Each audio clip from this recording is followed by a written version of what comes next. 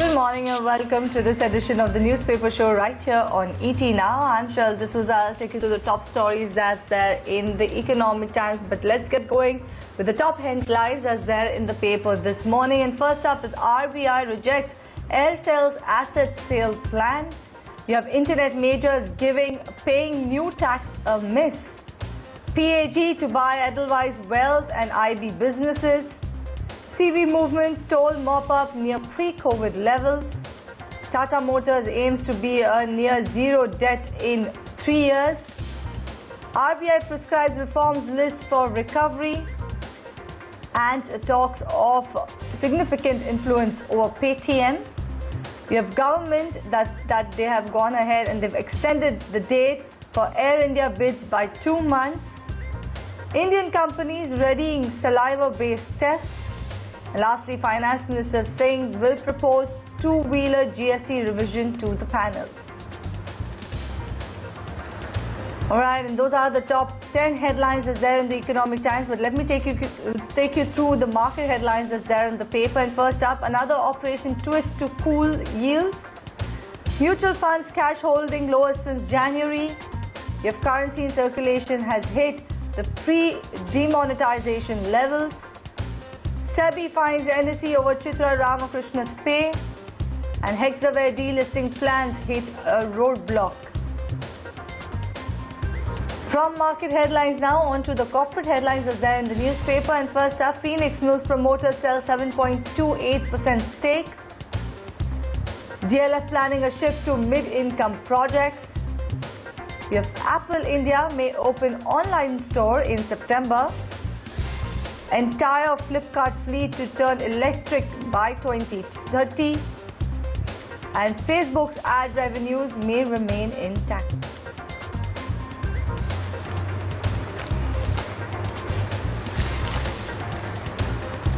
All right, and those are the top headlines that we're tracking from the Economic Times for you this morning. And let me quickly take you through the first story that's there in the Economic Times. And this is the story that my colleague Winnie will be joining in to talk about. And that is RBI rejects Aircel's asset sale plan. The insolvency cases where the ARCs are bidders may be impacted. A huge decision coming in from the RBI on the back of Aircel's asset sale plan. My colleague Winnie is here to take us through the details. Winnie, good morning, and take us through the details of this and how this will actually impact Aircel. What is the impact of this ban coming in? Good morning, Cheryl. So firstly, I just want to take you through what has actually happened. So Aircel was going to sell its assets to UV Asset Construction Company, but what RBI said is that there are certain norms which are not conferred by UV Asset Construction Company for the ARC Act as well as the SARFAESI Act provisions, and because of that they have rejected this plan. Now UV Construction Asset Reconstruction Company had approached RBI shortly after the resolution plan was cleared by NCLT on June 18th. So, after that, now the plan is coming in that, this is rejected. How does this impact? What is the impact? So, it impacts, this will delay the asset monetization, impacting the asset value of the spectrum as well as the fiber. And if the resolution plan fails, then the final route will be liquidation. So those are the options there for Aircel. Other than that, what options do they have before? What options does the UV Asset Reconstruction Company have? They can move the court against the RBI's decision, or they can appeal to the RBI again for this matter. Again, they have what is the option before the COC? They can re-invite for bids or take another look at the second highest bidder. They have other options like that as well. But, we'll have to keep a close eye on what actually happens, because it's a very big decision coming in. And, ARCs, that is the Asset Reconstruction Companies Act, fear that, impact on the other sectors where they have bid for insolvent companies. And this is also a fear that people will have now. But, we'll keep a close eye on that and, what actually pans out. Will they be going for a appeal to the RBI again to see into the matter, or will they be looking for new bidders now, is something we'll watch out for now.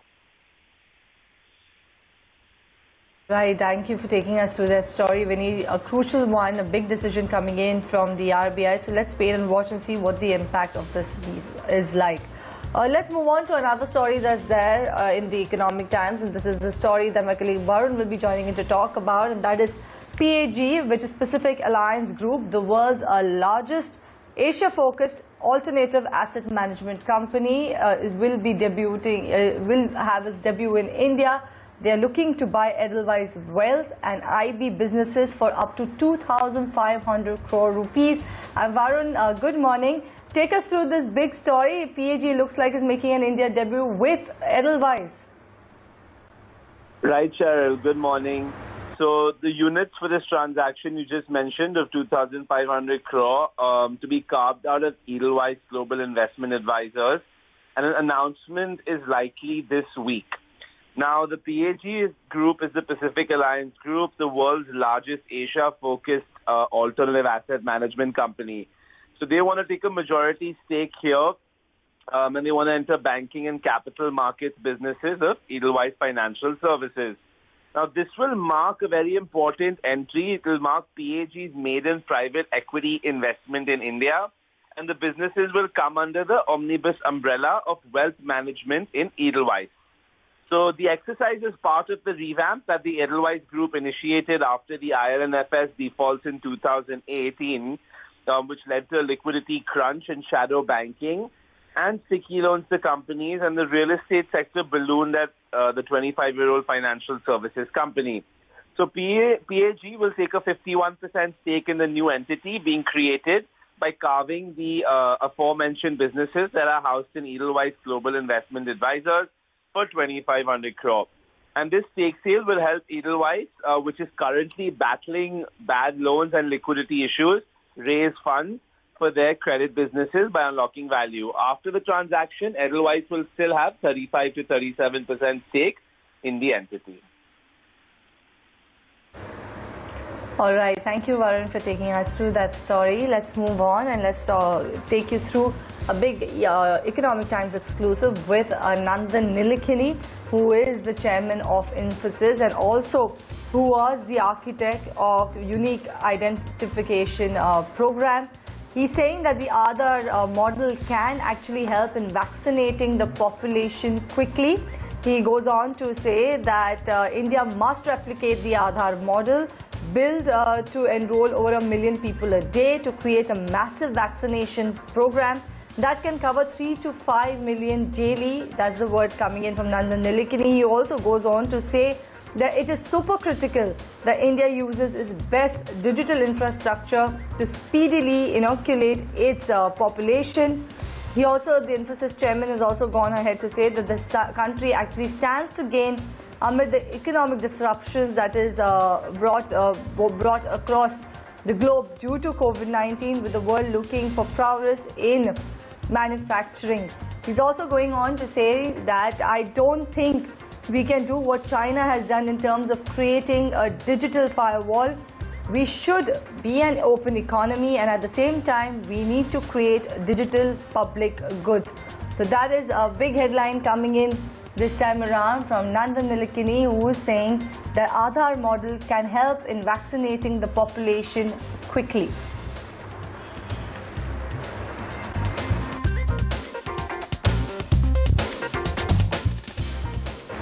All right, let's move on to another story, that is Tata Motors held its AGM yesterday. A big headline coming in from N. Chandrasekaran, who is the Tata Sons chairman, on making Tata Motors a near zero debt company in the next 3 years. My colleague Utkarsh is here with all the details. Utkarsh, good morning and take it away.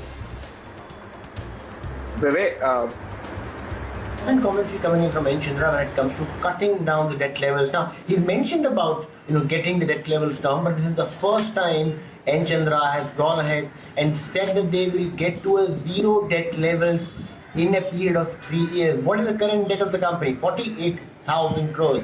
How will the company do it? N. Chandra didn't really give us a timeline or the measures that will do so. He mentioned a couple of them. First one was obviously cutting down investment. 50% cut in investments and capex last year. He said that this will continue for the coming years as well. So not a lot of money to be spent on capex is for sure. Then he spoke about getting rid of the non-core assets of the company that can generate a lot of money. But if you look at the current structure of Tata Motors, we'll have to really find out which will be those non-core assets. More importantly, the thing which we know of is the company is looking to find a partner for the passenger vehicle business. But we have reported before as well that if you look at the Korean manufacturers and European manufacturers, not a lot of them have a lot of money right now. It is the Chinese players which have money. They were talking to Chinese players. In fact, they were in initial talks, but with the given conflict in the India-China border, those talks will have to be really taken really slowly at this point of time. This is what I've been told by my sources. So that is one area they look to get money. Then what's important is the JLR business. Remember, 80% of Tata Motors is JLR, and to revive that is something which will be very important. To cut cost there, or getting a new partner in there will be something which will be very important. But clearly an important at least roadmap set by N. Chandra. We'll have to really wait and watch will and how will that be executed. Kaj for taking us through that important commentary coming in from N. Chandrasekaran at Tata Motors AGM. Let me move on and let me talk about another story that's there in the Economic Times, and this is the story that I'm going to talk about, and that is the Chinese tech giant Ant Group has reiterated in its initial public offering, that's the IPO's prospectus, that it has a significant influence over 197 Communications Limited, which owns Paytm and holds about 30.33% stake in the Noida-based venture.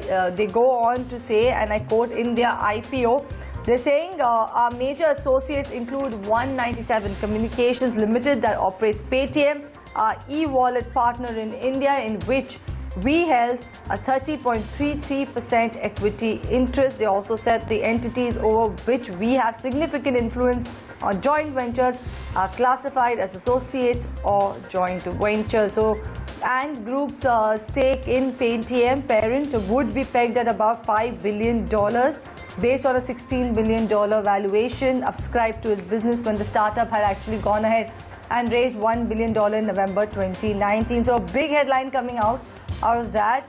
Remember, Ant Group yesterday filed for a dual listing in Hong Kong and on Shanghai's Nasdaq-like Star Market. Also, this is what they said in their IPO prospectus, that holds 30.33% stake in Paytm parent 197. A big headline coming in from Ant Global, a disclosure coming in from them in their IPO prospectus. Let's move on now to another story, and it's an interesting one, that India may soon be able to carry out a saliva-based test for COVID-19 if government approves the process. So what is this all about? How will the companies will go ahead with it? I'm joined by my colleague Pankaj to take us through the details of this. Pankaj, good morning. It looks like Indian researchers can begin trial on a saliva-based test for COVID-19. Yes, it will be an important development if it goes through. Remember that, COVID is now a part and parcel of life, and that's why mass testing is expected. Mass testing is expected to do. And the more you can make it less discomforting for the people, or you can give them more facility, it is something that everybody is working on. And as time goes by, with the sort of things that are happening in now, what we are picking up is that India may soon be able to carry a saliva-based test. This will be for COVID-19, and the government has approved the process for considering this if it is safer for the healthcare system. It's a Pune, Gurgaon-based company that has gone ahead and get this diagnostic approval. So let's see whether it happens or not. They are trying to get this method validated by demonstrating this test on various current people or volunteers, as they call it in the medical field. But it's still time, and it's not that it's not being done in some of the other countries. It has been done earlier in some of the other countries. So let's wait and watch for the development. But interesting development, because you expect COVID mass testing to continue for a while now. The easier it can get, that's the better for all the people as well as these diagnostic companies. Right, let's see the development on that front. Pankaj, thank you for taking us through the story. Let's move on to another story that's there in the Economic Times, and it is the internet majors have given a miss to paying the new tax. It's now a taxman versus internet major standoff. Companies like Google, Facebook, Netflix, LinkedIn have not paid their April to June quarter 2% equalization levy that was due on July 7th. The new levy was announced in the 2020-21 budget. The companies claim that this is due to lack of clarification on the issues such as whether the tax will be payable on gross or net revenue. But when Economic Times spoke to one of the tax department officials off the record, they went on to say that there's no confusion and this tax will be calculated on total money spent on Indians on these platforms. So a big you see trouble brewing between the tax department and these internet measures, that is Google, Facebook, LinkedIn, Netflix. They've given the new tax a miss. They've not paid their April to June quarters 2% equalization tax. The United States, remember, had opposed this particular tax on the grounds of fairness, while India has pointed out a US Supreme Court ruling to justify their levy. So need to wait and watch out and see which side of where does this particular issue move on to. For now, you have the internet majors who have not paid the new tax. They've given it a miss. They are claiming that they don't have clarification on whether the equalization levy has to be paid on the gross or the net revenue. Let us now shift focus to something coming out of what the finance minister has spoken. Finance minister took stock of the economy and had a crucial meeting with India Inc.'s top honchos and hinting at which sectors are on priority list of the government for the next set of reforms.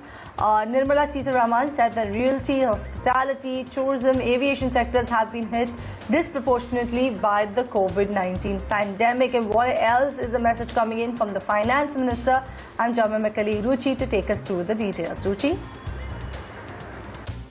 Where Finance Minister Nirmala Sitharaman has reiterated that Home Secretary has urged all the state governments for no curbs on the movement of goods and people. Remember, one of the biggest concerns coming in by India Inc. was the fact that they were facing issues with respect to supply. There was a lot of supply disruption, and which is why they could not, go ahead and resume normal activity in their respective factories, which is why we're given to understand that with the Home Ministry themselves writing to various states, the idea is that going forward we will see more unlocking of the economy going forward, even though the number of COVID cases in the country are on the rise. Having said that, Finance Minister also alluded to the pain in certain sectors like tourism, real estate, hospitality and airlines as well, saying that they have been affected disproportionately. One can really look at it as a fact that the government perhaps is looking into these sectors in a much more deeper manner to understand not just the kind of pain that they've been facing, but also what kind of measures are needed to support these sectors in the future. We already have heard how the airlines ministry, the aviation ministry, may be putting in some sort of a demand to finance ministry regarding waivers as well. Needs to be seen if finance ministry finally will be giving a go-ahead to provide a much needed relief to these sectors such as tourism, real estate, hospitality, as well as airlines or the aviation sector. Having said that, remember, the RBI has been moving in tandem with the government. They have already announced that the KV Kamath-led panel will be putting out the guidelines for what needs to be done with respect to loans over 100 crores. Thank you, Ruchi, for taking us through the details. And also a big headline the Finance Minister spoke was that she will go ahead and propose two-wheeler GST revision to the GST Council. So that's another headline also that's come out of that Finance Minister's meeting with the India Inc. top honchos. Let's move on to another story that's there on the page 9 of Economic Times. And this is a story my colleague Poonam is going to join in to talk about. And this story's headline reads that the government plans to bring social security schemes under one umbrella. So a big proposal coming in on that particular front. And Poonam, take us through the details. What does this actually mean? Well, good morning, Shirley. In fact, this is an important news bit and could have good ramifications if really gone through. Government is in fact planning to bring social security schemes under one umbrella. These are nearly around half a dozen social security schemes, which include old age pension and insurance, which could in fact come under one ambit of the proposed social security. The move is aimed at universalization by bringing all the existing schemes under one umbrella without any additional cost to the government, and it is expected to cover more than 20% of the bottom of the population. A senior government official told ET that the Labour Ministry will shortly finalize a list of these existing social security schemes which could be brought under one umbrella. In fact, the schemes expected to immediately come under the code Cheryl are PM Shram Yogi Mandan Scheme, PM Laghu Vyapari Mandan Yojana and Atal Pension Yojana. All these are voluntary contribution pension schemes in which the contribution is made by the subscriber and matched by the centre, making the beneficiary eligible for ₹1,000 to ₹5,000 per month pension after attaining the age of 60. In fact, the schemes are completely funded by the centre, such as the schemes like old age pension scheme, health insurance schemes, including Pradhan Mantri Jeevan Jyoti Bima Yojana. These schemes could probably be brought into the ambit next after this code gets into the being. So yes, if at all we do see such an umbrella scheme, it would be an important development. It would help the government save on additional cost, and it will also be easier for the subscribers who are subscribing to these schemes. All right, thank you, Poonam, for taking us through the details of that. And let's move on to another story that's there in the Times of India. It's there on the business page, it's page 15, and it is that the government hinted at a fresh set of measures, including a review of the GST on two-wheelers and possibly a second stimulus once COVID-19 subsides, amid the projections of an extended economic downturn in the wake of the pandemic. So the government may look at introducing a second set of fiscal stimulus once the COVID-19 infections abate and the psychological fears in the people's minds ebb. That's the word coming in from a top finance ministry official. That is your Union Expenditure Secretary, TV Somanathan. He's saying that the government has also observed that 40% of the cash transfers directly into the beneficiary account recently have been saved and not spent, leading to a feeling that there is limitation of the stimuli measures and hence making time the most important factor. He's also saying that right now the evidence is that the problem is not stimulation by fiscal or government measures. It's not that as though people are waiting for something to be done by the government and then they are ready to go out and resume normal economic activity. So that is a big headline coming in from your Expenditure Secretary, TV Somanathan.